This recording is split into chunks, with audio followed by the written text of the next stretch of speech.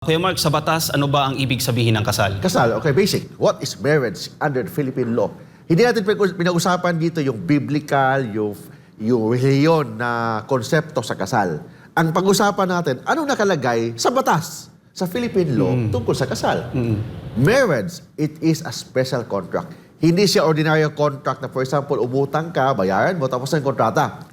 It is a special contract of permanent union. Permanent, hindi siya 6 months, 1 year, tapos na. Permanent union between man and a woman, hindi or. Ang word na ginamit ng batas, man and a woman. Ibig sabihin, hindi pwede babae-babae, lalaki-lalaki. Kasi and nakalagay, babae at lalaki. It is a special contract of permanent union between man and a woman entered into in accordance with law for the establishment of conjugal and family life.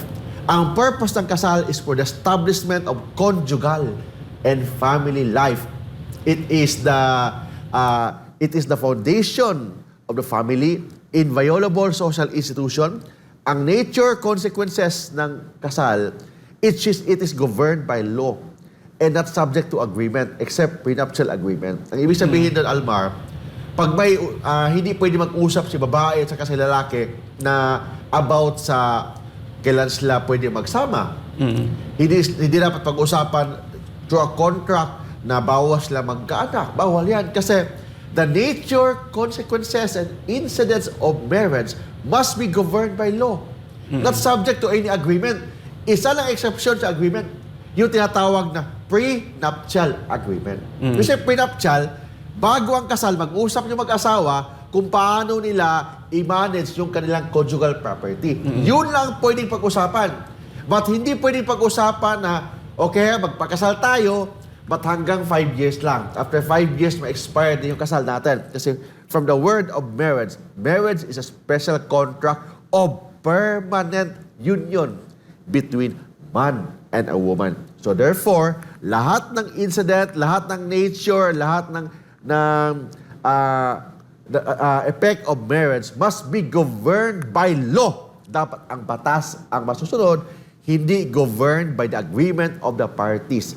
Except there's only one, yung tinatawag na prenuptial agreement. Yun ang ibig sabihin ng kasal, Almar. Ang next question naman na Kuya Mark, si Maria at Pedro ay nagpakilala sa kanilang barangay bilang mag-asawa sa maraming taon. Pero wala silang maipakitang marriage contract. Nagsasama na din sila sa mga mahabang panahon bilang mag-asawa. Matuturing ba silang mag-asawa? Sabi ng batas, kung ang babae at ang lalaki nagsasama bilang mag-asawa at nagpakilala sa kanilang community bilang mag-asawa, there is a presumption of marriage. May presumption of marriage kahit na wala silang pinakita na marriage contract. Absence of marriage contract will not disprove marriage as long as all the other elements of marriage are present. Sabi ng batas, kung nagsasama si babae at saka si lalaki bilang mag-asawa, there is a presumption na kasal sila kahit wala silang pinakita na marriage contract. Kasi ang marriage contract is not marriage. Marriage contract is just an evidence of marriage. So paano, Almar, may marriage contract ka, tapos sunugin natin yung marriage contract mo? Does it mean na single ka na kasi nasunog na yung marriage contract mo? Hindi. Kasi ang marriage contract, hindi kasal yan. Marriage contract is only an evidence of marriage. So therefore, kahit nasunugin mo yan, kahit na itapon mo pa sa basurahan yung marriage contract na yan, hindi mo tinapon ang kasal. Ang tinapon mo, ang ebidensya lang ng kasal. So therefore, kung nagsasama si babae at saka si lalaki bilang mag-asawa, sa mahabang panahon, nagpakilala sila sa kanilang barangay bilang mag-asawa, there is already a presumption of marriage. Presumption! Subject to any contrary evidence, but the law provides there is already a presumption of marriage because absence of marriage contract will not disprove marriage. Okay, next question po, Kuya Mark. Ano ang ibang paraan para mapatunayan na kasal si Juan at Maria maliban sa marriage contract? Marriage contract is the best evidence of marriage. But that is not only the evidence. marriage contract is the best evidence of marriage. Anong may papatunay natin na si Maria at saka si Juan ay mag-asawa? Of course, pakita ka ng marriage contract. Sinumar, pakita ka ng sinumar. O nakalagay sa sinumar na yung kasal ko nandiyan na. So, that is the best evidence of marriage. But that is not only the evidence. May iba pang mga ebidensya na magpapatunay na kasal ka. Ano? Testimony of the witness.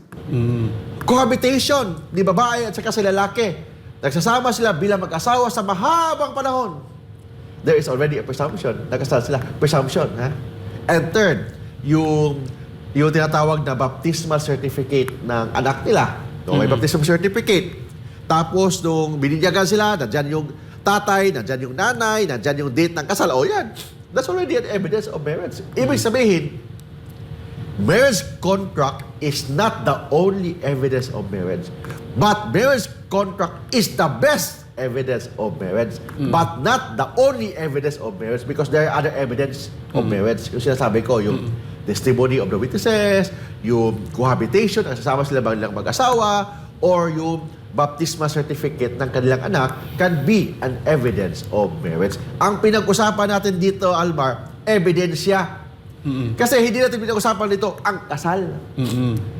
Ano ba ang ebidensya ng kasal? Yan. Yung pinakita ko. Ebidensya ng kasal yan. But hindi ibig sabihin ng kasal yun. Hindi ibig sabihin na sasama kayo ng 5 taon, 10 taon, kasal na kayo. Hindi natin pinag-usapan yan. Ang pinag-usapan natin dito, presumption na kasal kayo. But hindi ibig sabihin na nagsasama na kayo 5 taon, kahit walang basbas ng kasal na kayo. Hindi yan ang pinag-usapan natin. Ang pinag-usapan natin dito, ebidensya ng kasal. Presumption na kasal kayo. But hindi ibig sabihin na kasal na kayo. Kung 5 taon na kayo magsasama, 7 taon na kayo magsasama, walang kasal, hindi ibig sabihin na kasal na kayo. Ang sinabi lang na batas, presumption na kasal na kayo. So, ibig sabihin, yung kumukontra na hindi kayo kasal, magpakita ng ebidensya na hindi kayo kasal. Pero kung wala may ipakita ng ebidensya, there is already a presumption in law. And what is that presumption? The presumption of marriage. Kung ang mag-asawa, babae at saka si lalaki, nagsasama bilang mag-asawa, kahit walang basta kasal, there is a presumption of marriage. But hindi ibig sabihin, kasal na sila. Yun ang ibig sabihin. Okay.